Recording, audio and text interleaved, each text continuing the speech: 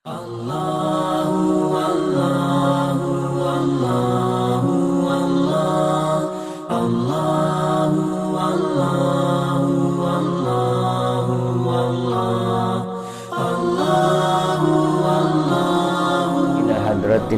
Muhammadin Mustafa Rasulillah sallallahu alaihi wasallam walil kiram sabil azam thumma khususan Syekh Ismail Al-Minan Kabau wa thumma li masyayikhina li abaina li ummahatina wa li jami'il muslimin wal muslimati wal mu'minin wal mu'minat al ahya'i minhum wal amwat sairil abtab wal autad wal abdal wal anja wal akhyar والعرفاء وسير أهل الله وللمشارق والمغارب كرام الفاتحة أعوذ بالله من الشيطان الرجيم بسم الله الرحمن الرحيم الحمد لله رب العالمين الرحمن الرحيم مالك يوم الدين إياك نعبد وإياك نستعين اهدنا الصراط المستقيم صراط الذين أنعمت عليهم غير المغضوب عليهم ولا الضالين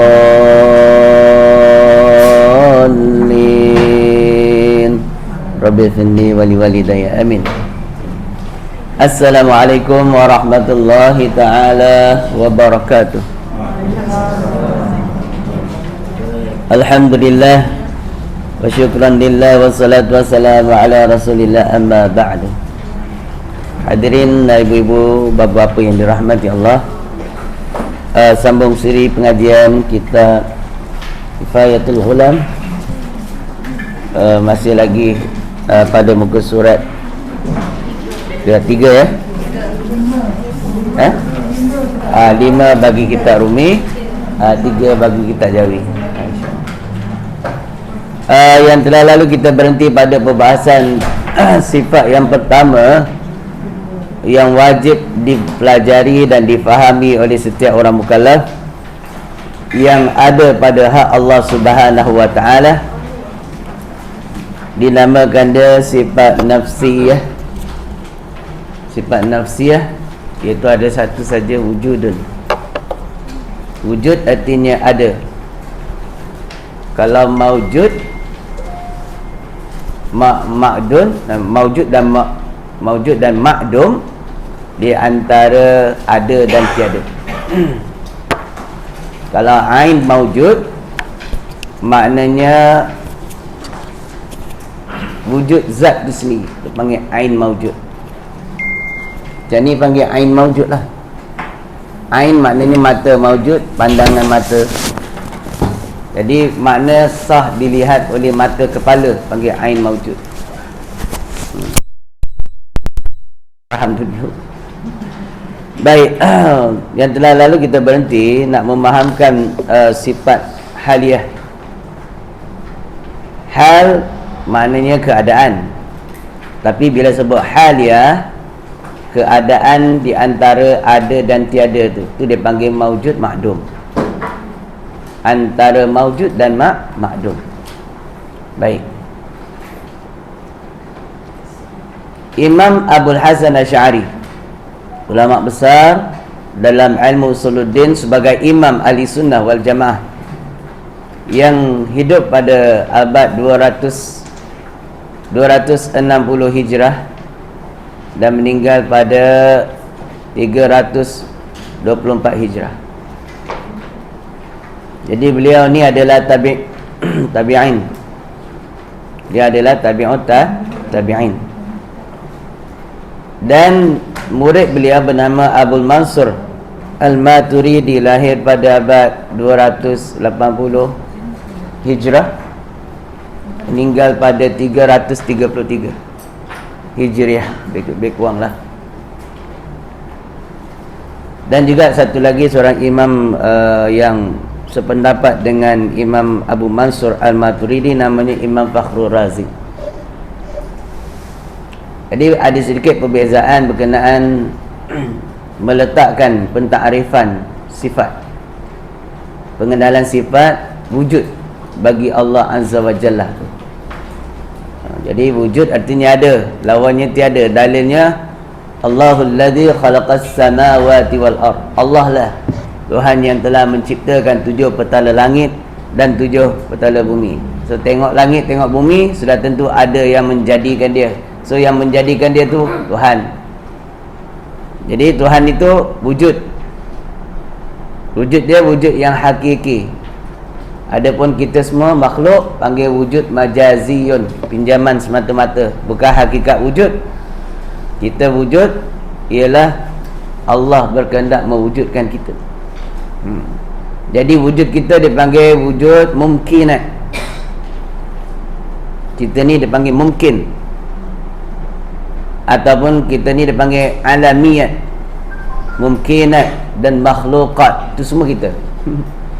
Beza pada sebutan makhluk, barang yang sentiasa berubah-ubah. Barang yang kena jadi, itu makhluk. Daripada tiada kepada ada, itu makhlukat. Alamiyat ialah alam, ma siwa Allah, barang selain daripada Allah panggil alam. Juga dipanggil, kita ni juga dipanggil apa? Hudusun. Benda yang sentiasa menerima pembaharuan.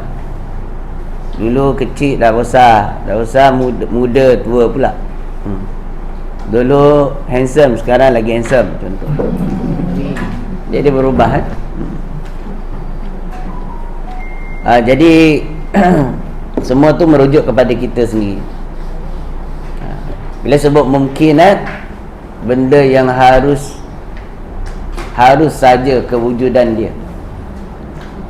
Macam manusia, langit bumi, dia harus dia wujud.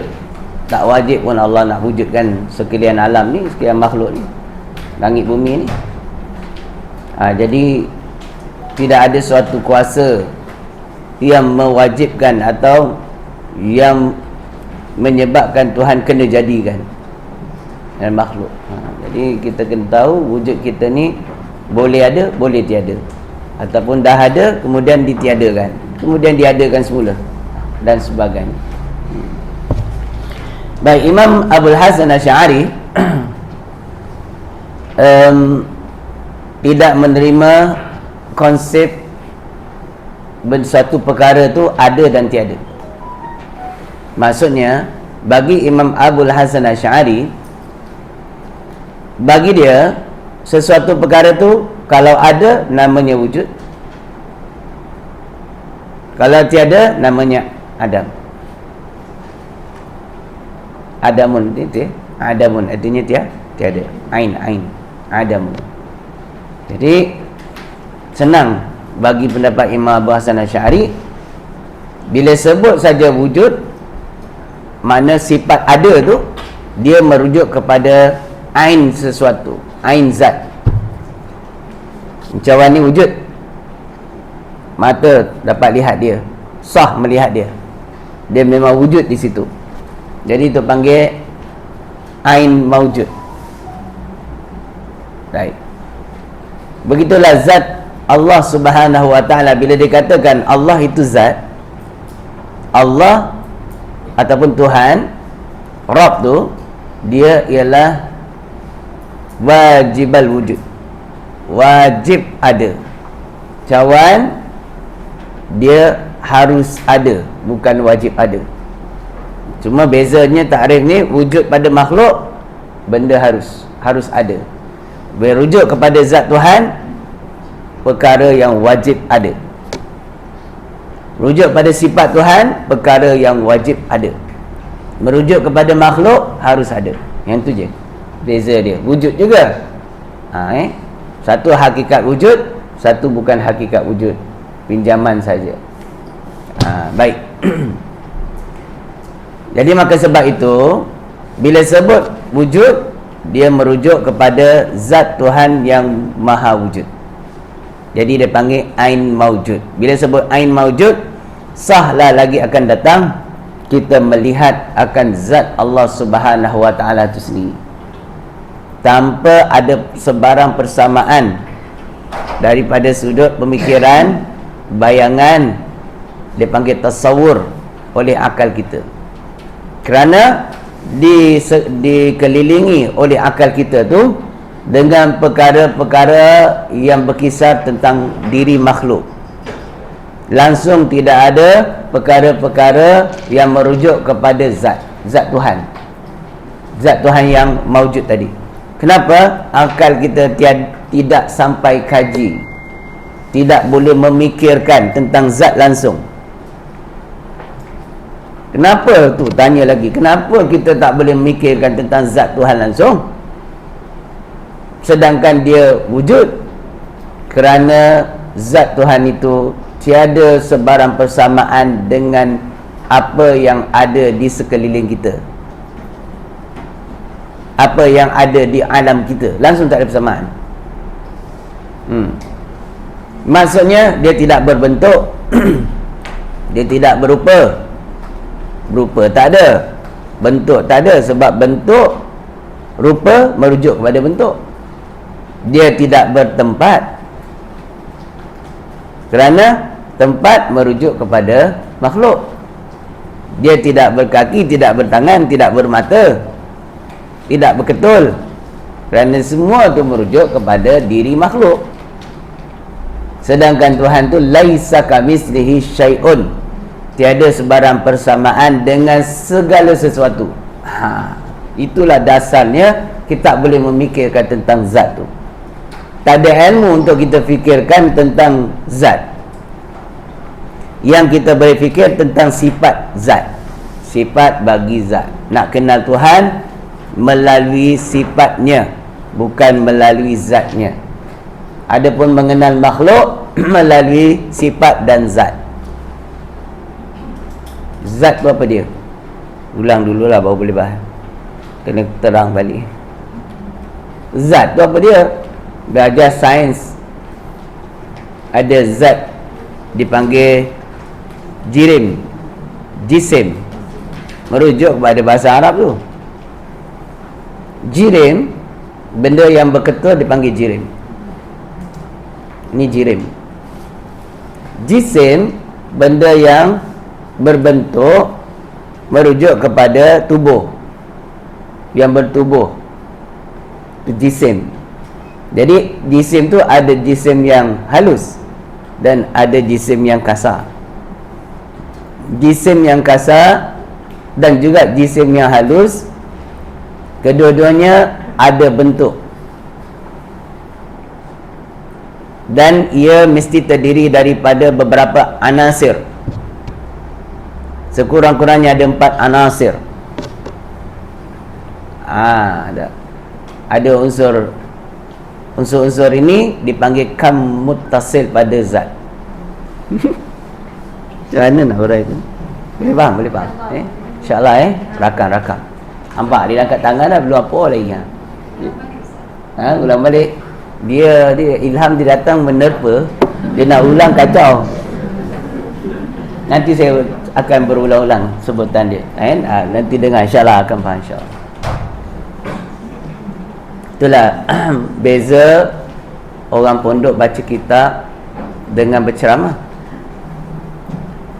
Sebab saya ni kalau baca kitab, biasanya Allah beri saya ilham untuk baca tu, dan saya tak boleh, saya tengah baca, biasanya lah kalau saya tengah baca kitab yang perbahasan yang huraian yang agak tinggi, bab tauhid atau tasawuf lah. Kalau fiqh boleh je.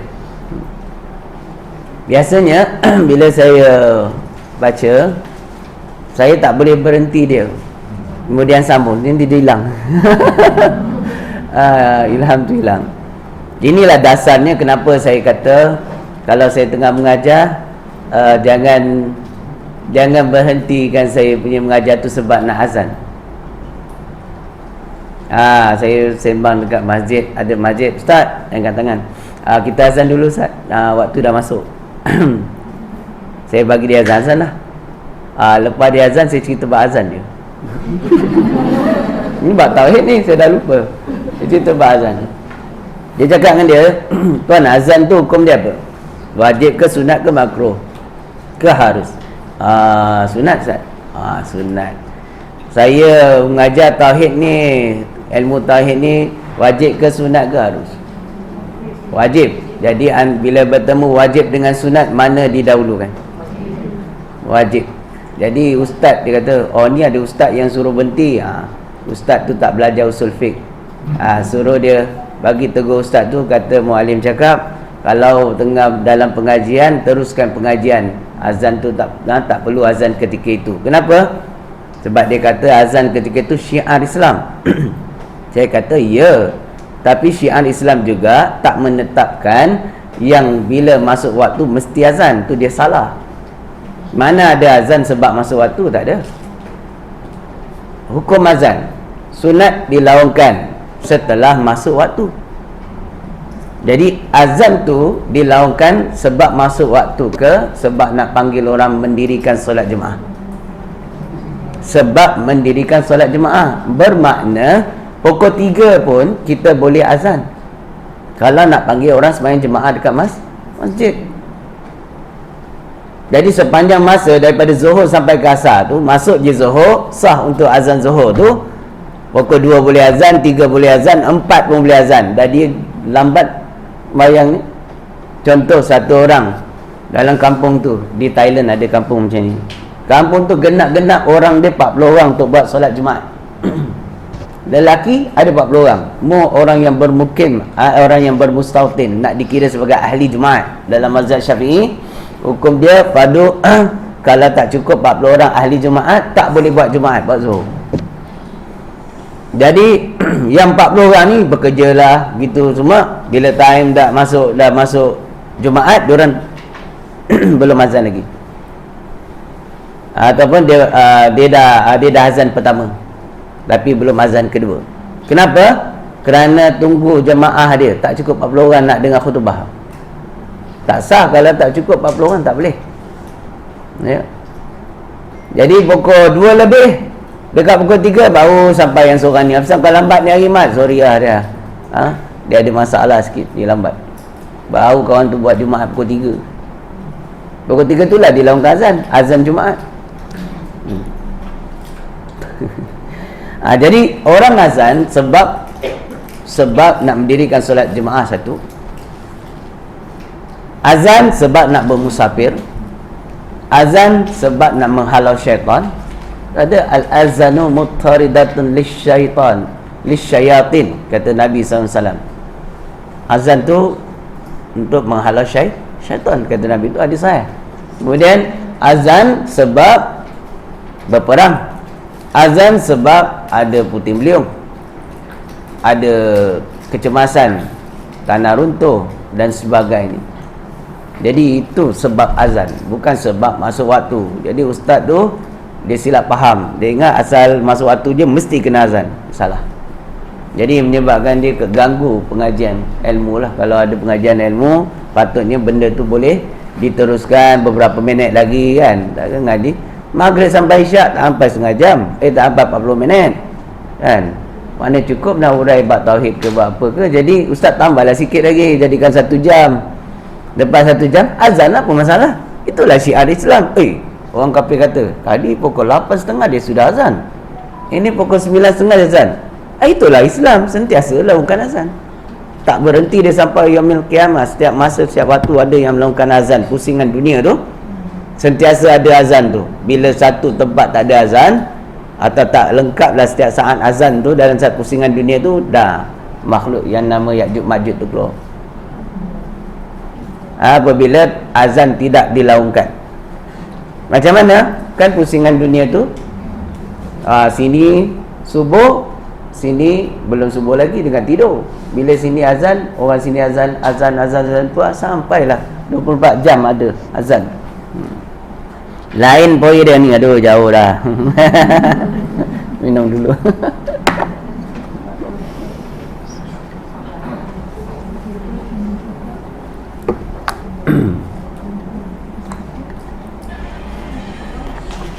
Baik. Sampai mana tadi? Tahu kita tanya sampai mana. Kata fokus. Yes, good. Nampak. Fokus. Baik. Jadi diri makhluk tu yang dipanggil jirim ataupun jisim, ada padanya anasir yang dipanggil kam muttasil pada zat. Jadi kam muttasil, perkara-perkara yang berhimpun dalam diri zat tu. Ini bahasa moden dia. Apa dia? Seperti manusia ada darah, daging, tulang belulang, ada air, terhimpunnya jadilah badan tubuh manusia tu. Dipanggil kam muttasil. Dan juga pada diri makhluk tu, diri jirim dan jisim tu ada kam munfasil pada zat. Kalau bahasa kitab dia, bilangan yang berhubung daripada sudut, bilangan yang bercerai daripada zat. Tapi maksud moden kita ialah ada penyerupaan, ada bilang-bilangan yang serupa dengan diri manusia, diri jirim dan jisim tu. Satu orang manusia tak bererti dia satu orang, walaupun tadi kita nampak dia tengah ada seorang je duduk situ, kerana ada lagi orang yang macam tu, serupa macam dia. Faham tak maksud dia? Manusia, kalau sebut satu orang manusia, tak bererti seorang je manusia tu wujud. Ada banyak manusia lain lagi, cuma kita tak nampak atau tak ada dekat situ. Dan sama tak bentuk dia? Sama. Ada mata, ada kaki, ada hidung. Sama. Dan boleh ke dia bercerai-cerai? Boleh dicerai-beraikan dia. Kerat 14. So ada filem Kerat 14. Kan, daripada satu boleh cah. Cawan kaca, campak dia di lambung tak pocah, jatuh berderai. Satu gelas jadi beribu-ribu pecahan. Itu panggil kam munfasil pada zat. Adapun zat Allah Ta'ala dia bukan jirim, dia bukan jisim, dia tak berupa, dia tak berketul, dia tak berbentuk, maksud dia. Jadi kalau ada orang pasang takrif tiap-tiap yang bernama mesti berupa, itu terkena pada takrifan makhluk Allah, bukan pada Allah. Ya, baik. Situlah dia. Adapun zat Allah dia wujud. So makhluk wujud tak? Wujud juga. Tapi wujud makhluk dengan wujud Allah tak sama. Jadi bila Allah itu zat yang wajib ada, Allah tu sendiri adalah zat yang wajib yang ada, itu Allah nama bagi zat tu. Dia sebut Allah, dia ismu bizatin, nama bagi zat. Yang kita nak cerita ni zat tu, zat yang wajib ada tu. Jadi zat yang wajib ada tu merujuk kepada ain maujud. Jadi sifat wujud itu sendiri merujuk kepada diri zat yang memang wujud. Bila sebut ain maujud, dia sah dilihat. Maknanya semua kita ni orang-orang yang beriman, yang beruntung, ahli, dipanggil ahli sa'adah, selagi akan datang dapat melihat zat Allah tadi. Bukannya soal kita kata Nabi Musa nak lihat tak boleh lihat, bukan itu. Soalnya tiap-tiap yang wujud mesti boleh lihat. Sebab tu dinamakan dia wujud, sebab tu dinamakan ain maujud. Jadi Allah Ta'ala adalah perkara yang wajib wujud dia. Zat Tuhan tu, zat Allah Ta'ala tu yang wajib wujud dia, sudah tentu kita dapat lihat. Sehingga Nabi SAW bersabda, Satarawna rabbakum kama tarawna kal qamar lailatal badr, atau kama qala. Kata Nabi, selagi akan datang kamu akan dapat melihat zat Tuhanmu, zat Tuhan engkau, seperti mana engkau dapat melihat. Seperti mana tu banding dan misal daripada sudut jelasnya dapat lihat tu. Seperti mana engkau dapat melihat bulan di malam purnama, malam 14, 13, 14, 15 malam purnama lah. Sehingga pun Nabi Ramli nyanyikan lagu kan, engkau laksana bulan. Oh dia kenapa indahnya melihat bulan, satu keindahan dia, satu jelasnya dia. Bulan purnama lah yang indah tu. Maknanya bulan purnama ni dia tak terhalang oleh awan. Biasanya bulan purnama malam badar atau panggil bulan badriyah. Jadi dia akan terang, jelasnya dapat lihat sebab tak ada terhalang oleh awan dan sebagainya. Cantik situasi tu. Itulah Nabi umpamakan kita, dia panggil selagi akan datang tu sebagai dia pakai sinlit tampis nama dia. Itu dia panggil satarau nah, asalnya tarau. Taro, tak? Tapi jadi sat ditaruh sin, makna bukan sekarang ni kita ni, di yaumil akhirah. Bila kita mati, bila kita dimasukkan ke dalam syurga, nikmat yang paling besar sekali ialah melihat akan zat Allah Subhanahu wa taala yang wajib wujud tu. Jadi itulah bagi fahaman Imam Abul Hasan Asy'ari dan juga fahaman kita jumhur ulama Asy'ariyah dan sebagian Mu'tazilah dan sebagainya.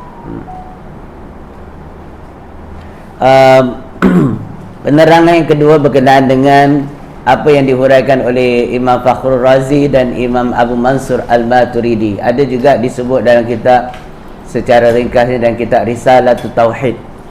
Ada juga disebutkan dalam kitab-kitab Jawi yang lain lah. Banyak juga. Contoh kitab Faridatul Faraid. Mereka menjelaskan sifat wujud bagi Allah. Sifat yang pertama tu ialah sifat yang menunjukkan kepada hal iaitu keadaan wujudnya. Sifat wujud itu bagi Allah Subhanahu wa taala, iaitu di antara ada dan tiada. Bahasa Melayu, antara ada dan tiada. Kenapa pula? Kalau Imam Abbas Asy'ari, senang je. Yang ada, yang tak ada. Tapi yang ni dia kata antara ada dan tiada. Kerana bagi mereka ada perkara, ada keadaan yang merujuk kepada itu. Dia bagi contoh. Bagi contohnya seperti seperti bola sifat dia bulat.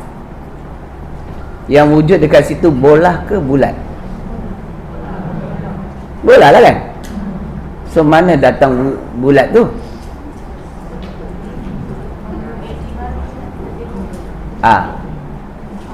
I'tibariyah. Okey, kita panggil i'tibariyah tu, kita panggil amrun i'tibari. Tapi sekadar bulat tu kita i'tibarkan di dalam akal pemikiran kita kan.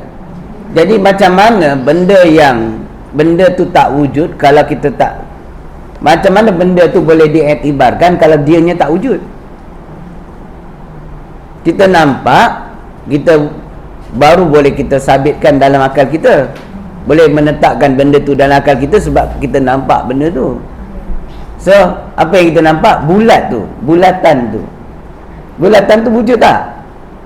Pada hakikat dia, bulatan tu wujud tak? Ni bulat. Yang wujud dekat sini ialah tutup ni, penutup ni yang wujud. Bulat tu mana?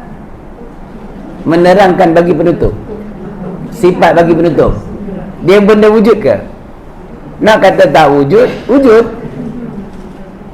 Wujudnya dekat, yes, dia panggil dalam bahasa Arab, dia panggil fi zihin.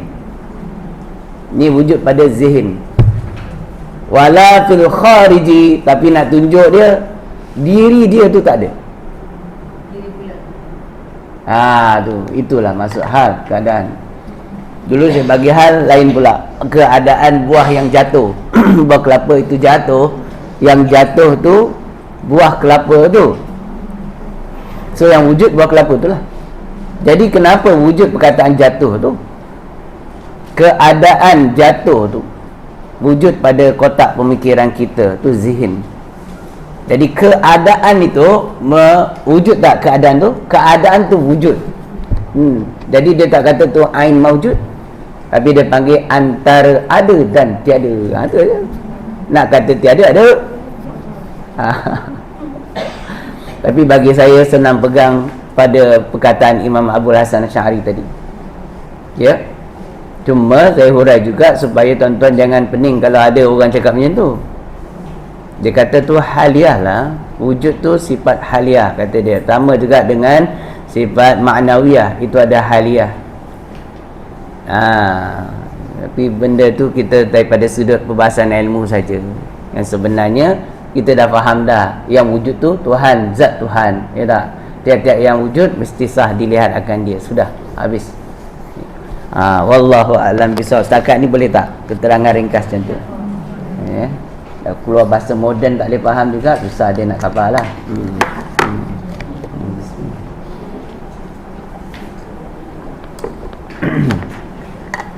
Baru masuk kita muka surat berapa? Baik, yang pertama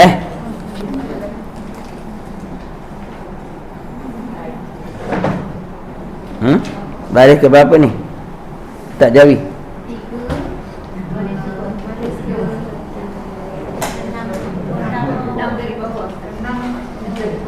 Ya, 6 dari bawah. Okey, baik. Bismillahirrahmanirrahim. Qala musannif rahimahullah. Pertama, sifat yang wajib pada hak Allah Ta'ala, yang wajib kita tahu, wajib kita belajar dan wajib kita tahu. Dia bukan merujuk pada yang keterhadan sifat bagi Tuhan, tak. Ya, bukan 20 sifat saja, sifat kesempurnaan Allah ni. Tapi yang kita wajib belajar tu. Yang pertama, wujudun, artinya ada. Yakni adanya Allah Ta'ala, lawannya tiada. Yalah, mustahil bagi Allah Ta'ala tu tiada. Kenapa mustahil bagi Allah tu tiada? Zat Tuhan tu tak ada. Sebab kalau tak adalah Tuhan, mana wujud alam ni? Itu dalam akal. Ya tak? Sesuatu tidak akan wujud kalau Tuhan tak ada. Jadi sudah pastilah yang kita dapat lihat pada zahir kita ni, kewujudan alam sebagai tanda wujudnya tu Tuhan. Itu kita panggil alam. Alam ni ialah tanda sebenarnya, tanda-tanda bagi kewujudan Allah, kewujudan Tuhan yang menjadikan dia tu panggil alam. Jadi tanda-tanda kewujudan lah kita ni sebenarnya. Kita ni ibarat bayang-bayang bagi Tuhan empunya bayang. Istilah zahir, istilah makhluk. Bukan Allah tu kita bayang-bayang tu manusia, bukan, ibarat. Jadi bila kita lihat bayang-bayang kita sendiri, yang wujud kat situ kita ke bayang kita? Jadi bayang tu tak wujud, yang wujud diri kita. Jadi bayang tu hanya menunjukkan kewujudan kita. Kalau kita tak duduk dekat bidaian cahaya matahari, tak adalah bayang tu. Baik, jadi bayang-bayang tu adalah ibarat makhluk ni semualah, bukan hakikat wujud. Tapi kita semua tanda-tanda bagi wujud Tuhan. Sebab itulah pandang diri kita, maka kita akan dapat tanda-tanda kebesaran Allah, kewujudan Allah dan keesaan Allah. Jadi diri makhluk tu sendiri sebagai bukti kewujudan Tuhan yang Maha Agung, Maha Esa, Maha Bijaksana. Tak, semua boleh lihat pada diri kita lah. Pada diri kita dapat tanda-tanda yang boleh menyebabkan kita ni rasa kehebatan Allah Ta'ala. Betul. Kalau Allah ciptakan hidung kita terbalik, macam mana agak tengah jalan tu masuk air. Susah tu masalah tu. Mulut taruh dekat kepala je, settle masalah. Macam mana nak makan ni? Kan? Hebat bijaksananya Allah dah. Jadi kita pandang diri kita, pandang tangan kita, hebatnya Allah dah. Nak lagi rasa kehebatan Allah, pegang tangan bini kita, pegang tangan dia, pegang tangan suami kita, pegang belik lelama, pandang, gosok. Suami pandang, dia dapat balik kelam mengaji, apa masalah dia ni? Kan? Tak apa hal bini aku ni kan? Abang dah puan terbiak ke? Tak, pasal apa? Halusnya tangan isteri aku kan, cantik kan. Ataupun dulu halus, sekarang dah kedut lah. Kan? Ni nampak maknanya menginsafkan kita. Baik. Yang kedua, kidamun. Artinya sedia Allah Ta'ala, lawannya baharu. Apa dia sedia? Apa makna kidam? Sedia tu. Sedia kala tu apa? Maksud sedia, tiada permulaan wujud, tu maksud sedia. Jadi zat Allah, dia tidak ada tarikh wujud. Walaupun dalam Quran dia sebut dia yang awal. Huwal awwalu wal akhir waz zahir wal batin wa bikulli syai'in alim. Huwal awwalu, dialah, yakni Tuhan tu yang awal. Awal di sini makna tiada permulaan. Maknanya sebelum ada sesuatu, Allah wujud, azaliyun. Baik. Itu makna sedia. Lawannya baharu. Apa makna baharu pula? Dia tauhid dia kena urai satu tu. Baharu tu apa baharu?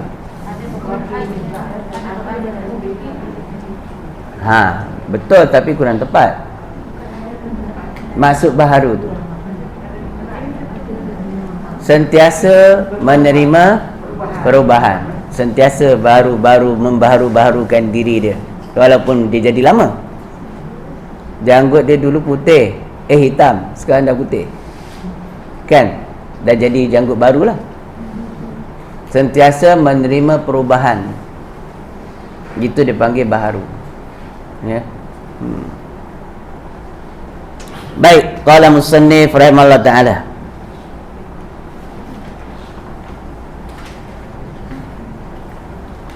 Mustahil Allah Ta'ala itu baharu.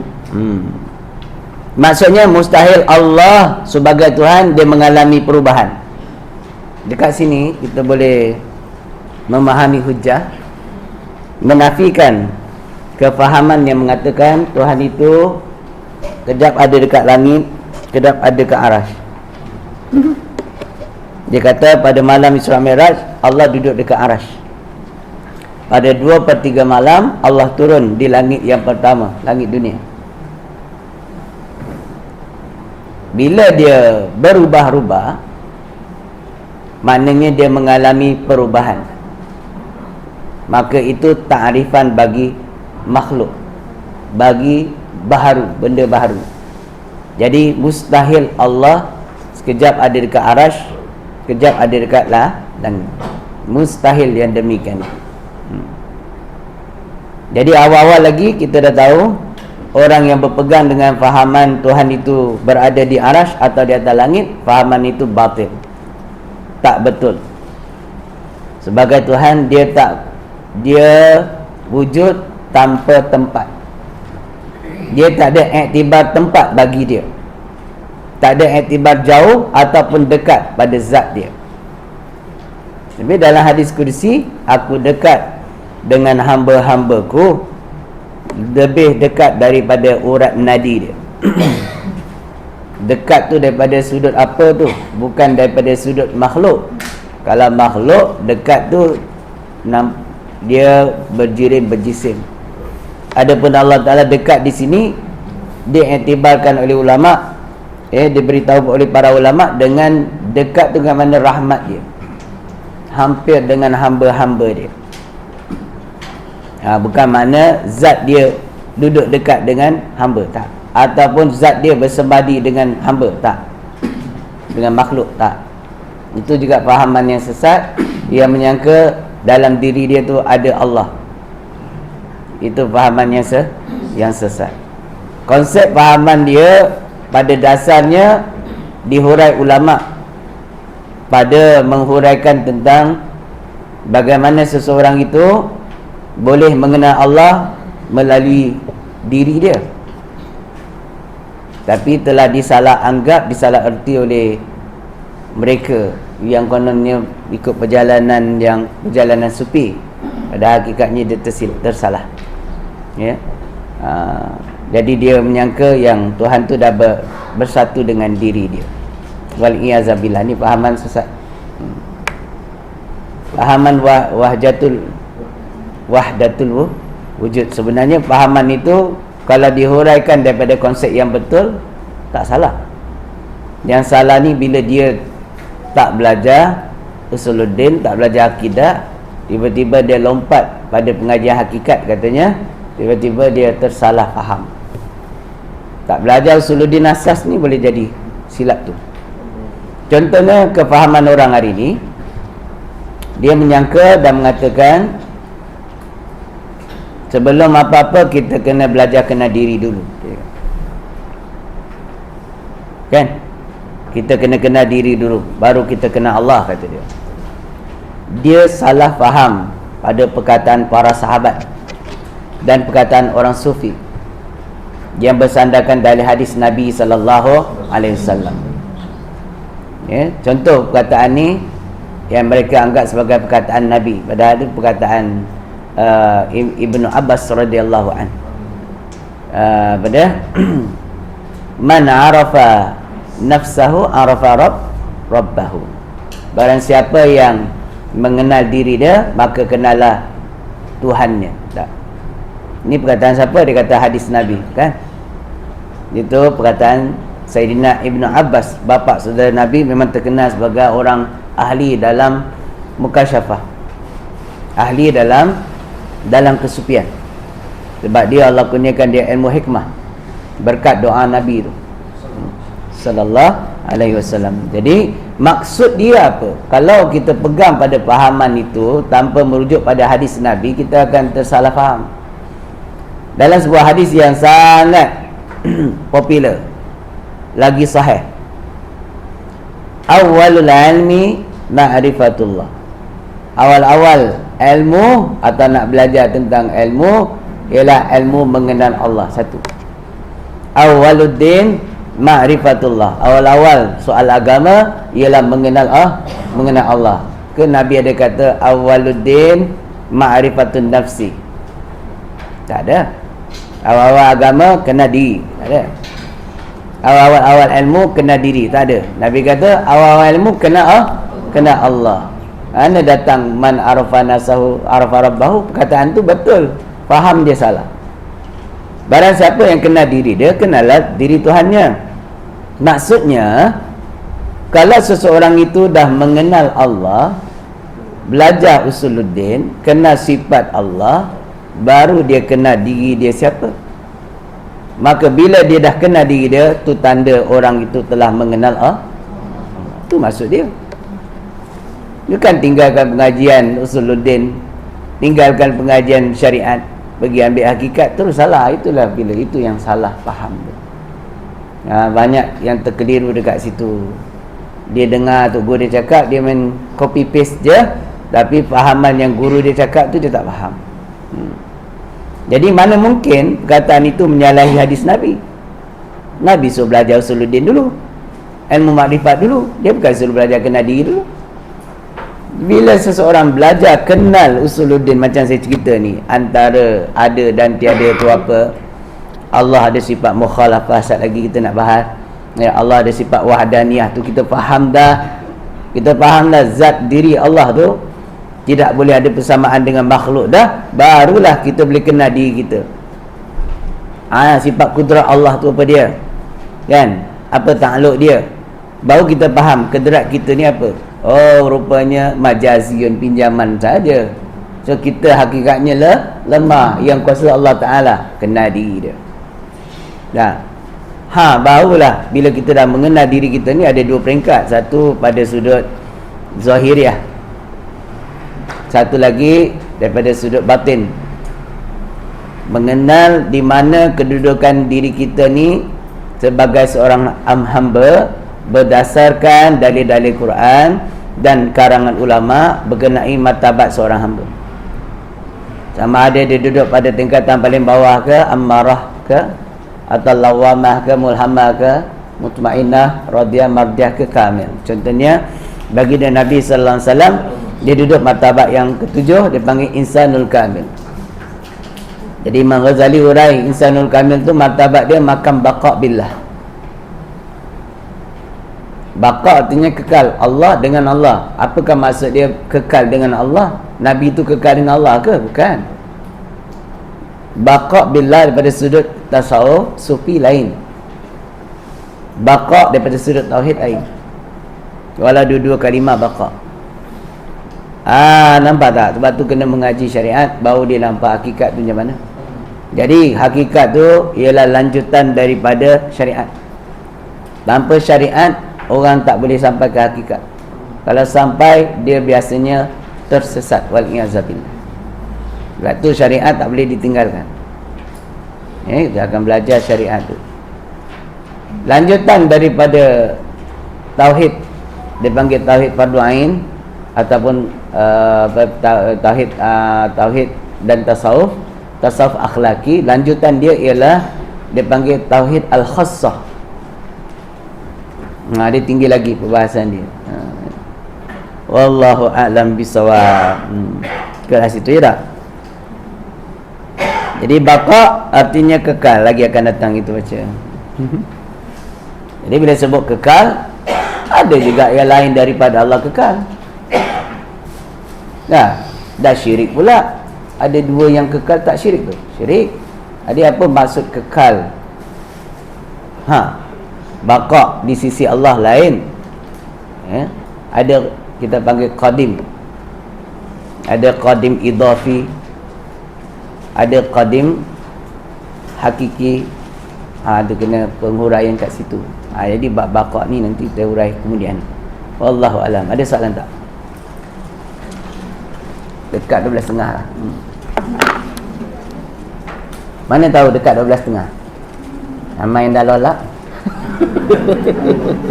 Masih tidur ni. Sunat qalilah ni. Nak ke 12. Ya. Ya. Pemerintah menghukumkan hukum mati berjarak Al-Hallaj. Jadi kalau yang berlaku tempat lain lah, bukan di Baghdad kan, macam di Indonesia lah mereka kan, maka pemerintah memang kena buat hukum itu ataupun perlu dia usaha dakwah untuk dia kembali balik kepada iman yang sebenar lah kan. Al-Hallaj Al-Hallaj ni salah seorang wali Allah juga. Sama juga dengan Sheikh Siti Jenar. Kedua-dua ni orang yang ada sedikit persamaan. Ada persamaan lah. Sebab apa? Diorang ni, mereka ni dah duduk pada martabat fana billah. Orang yang fana atau sakar, dia sebelum sampai fana tu, kata Imam Ghazali, dia sampai makan sakar. Sakar ni mabuk. Mabuk dengan Allah. Asyik ni dia dengan Allah. Dia martabat orang yang asyiqin billah. Asyik dia dengan Allah, sehingga dia mabuk cinta dengan Allah tu, dia lupa segala-galanya. Fana lain lagi. Fana hancur lebur kesedaran panca indera zahir dan batin. Yang wujud hanya Allah, lain. Adapun sakar seperti Kais dan Laila dalam filem Laila Majnun. Ibarat. Jadi Kais dan Laila, dia punya mengaji sedap tau. Alif itu sedap bunyi dia. Lagu dia tu orang dulu punya kan, kalau boleh mengajar macam tu, macam mana dia sebut ni? Yang dalam tu ada filem mengajar ngaji sikit kan. Sedap tu baca dia. Sekarang Iqra dah tak sama. Budak Iqra tak boleh mengeja. Dia boleh baca sebut terus, mengeja fail. Kita boleh mengeja zaman kita dulu. Tak? Basim mati bawabis minalid lam sadu mil lam datallah ha bawahi bismillahirrahmanirrahim. Boleh baca. Alhamdulillah tu kena eja dulu. Bila kita mukaddam sampai watammat kalimatu rabbika sidqan, saya ingat lagi. Tahu Fatihah tu kena ngeja lagi. Baca macam tadi tu. Jadi budak sekarang tak boleh. Yang kata budak, bapak budak tak boleh. Itu kaedah Baghdadiyah nama dia. Dia ulama Baghdad ni kaedah. Sekarang Iqra atau Qiraati dia daripada Indonesia, adaptasi daripada kebijaksanaan ulama sana untuk memudahkan lagi orang membaca Quran. Jadi memang sangat mudah dan cepat Qiraati itu. Sekarang datang kat Malaysia jadi Iqra lah. Saya ada sanad Qiraati, Iqra pun ada, tapi saya suka mengajar Qiraati. Baik. Jadi saya akan ajar murid saya dua kaedah. Kalau dia nak dalam lagi bab tauhid tajwid ni, Qiraati atau Iqra kita terapkan juga, tapi kita masukkan juga kaedah Baghdadiyah tadi. Jadi dia mantap, dia jumpa masalah dia boleh selesaikan. Habis. Apa soalan tadi? Jadi konsep Al-Halaj, waktu dia bercakap tu dia panggil tersyatah. Perkataan itu daripada sudut syariatnya batil, menyebabkan dia jatuh murtad, dan sebagai pemerintah wajib menghukum dia menjalani undang-undang syariah. Kalau dia tak jalankan, pemerintah berdosa, sebab syariat tak boleh ditinggalkan. Yang digunakan pakai dalam penghakiman, penghukuman ialah syariat, bukan hakikat. So, kawan ni dia dah sampai martabat hakikat, martabat fana billah. Jadi waktu dia fana, dia tersyatah perkataan yang perkataan itu membatalkan iman. Contoh perkataan bila dia kata anal haq, akulah Tuhan yang maha benar tadi tu. Makna dia cakap tu waktu dia bukan dalam keadaan zahir macam kita faham ni. Dia orang yang dah tak tahu apa dia kata. Macam tu. Jadi pada sudut syariat, jalan wajib jalan. Maka sebab itu dia dihukum, dibunuh dia, dipancung. Tu. Tapi lepas dipancung, darah dia menulis kalimah la ilaha illallah. Sama peristiwa ni terjadi kepada Syekh Siti Jenar. Kata orang dia dibunuh oleh Sunan Kalijogo. Wallahu alam kisah sebenar ni macam mana. Sunan Kalijogo terpaksa menjalankan syariat. Bukan terpaksa, mesti menjalankan syariat kalau telah sampai tahap murtad. Tapi sebelum nak jalan tu dia kena ada dakwah, dia kena sampaikan dulu. Tapi dia tak terima ataupun tak mengakui dia mengingkari dia ataupun dia tak mau terima, maka syariat tetap wajib dijalankan. Itulah dasar dia. Wallahu a'lam. Ustaz, hadis maudhu ni ini datang pada zaman Nabi ataupun selepas wafatan ataupun baru sekarang ni ada hadis maudhu. Hadis maudhu hadis yang direka, hadis yang bukan tahap dhaif, tapi dia hadis yang betul-betul rekaan. Contohnya pada zaman Nabi kata dia ada tumbuhan rokok. Ada zaman Nabi kata dia daripada kencing syaitan tumbuhlah pokok pokok rokok ni panggil apa? Pokok tembakau tu hasil daripada kencing syaitan, kata dia. Itu hadis rekaan. Zaman Nabi pokok tembakau belum ditemui. Dia ditemui abad ke-12. Jadi itu ada hadis tu. Ada hadis yang direka orang yang inti rokok. Jadi tembakau tu pokok tembakau tu harus ditanam dan harus dijual, rezekinya halal. Orang buat rokok tu soal lain, hukum rokok pula lah. Pun terbagi pada 5 hukum rokok tu, kan? Kalau saya menasihatkan orang ramai yang isap rokok, peganglah pada pendapat yang mengatakan rokok tu harus. Tak kira lah dia tu danghil ke apa ke, orang Yahudi punya ke. Banyak dia orang Yahudi punya ni, kata dia. So nanti kita membantu rakyat Palestin, kena zalim, haram kat situ, kata dia. Habis iPhone bukan Yahudinya, pakai pula teknologi komputer kan Yahudi punya. Yahudi punya pakai pula. tak membantu beli. Nampak? Jadi sebenarnya saya sarankan pegang pendapat yang kata harus supaya dia tak jatuh haram. Jangan pegang makruh. Pegang makruh boleh jatuh haram.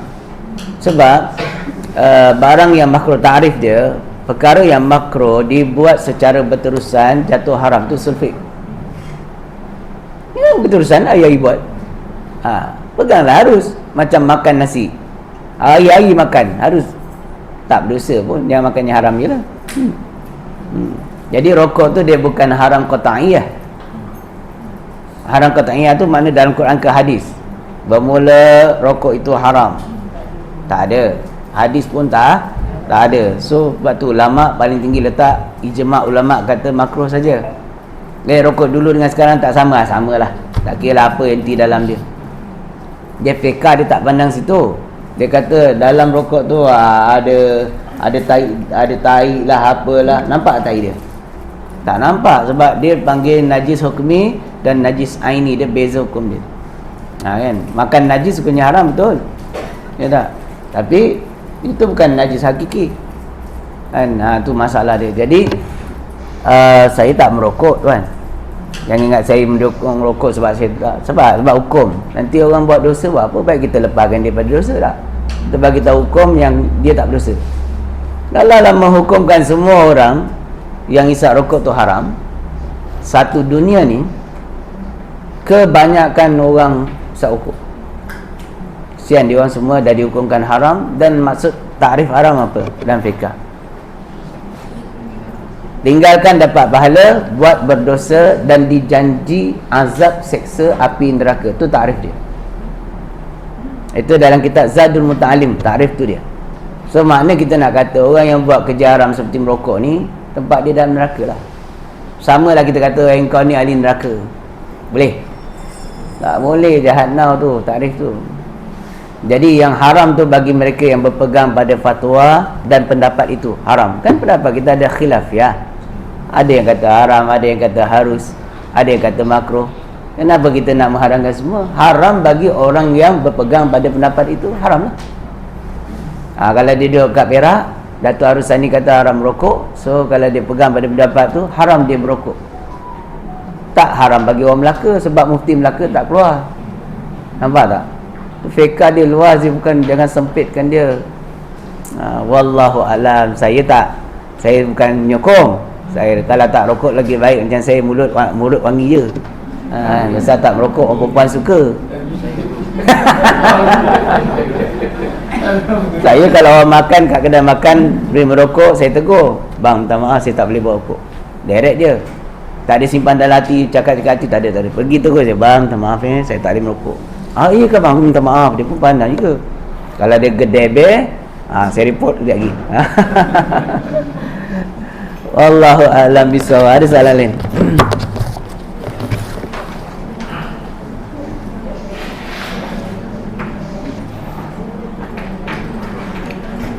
Bismillahirrahmanirrahim. Allahumma nawwir qulubana min kulli da'in kama nawwarta 'ala syirka abadan bi rahmatika ya arhamar rahimin. Subhanakallahumma syada la ilaha illa anta. Bismillahirrahmanirrahim. Innal insana fi khusr illa alladhina amanu wa 'amilus solihati wa tawasaw bil haqqi wa tawasaw. Assalamualaikum warahmatullahi wabarakatuh.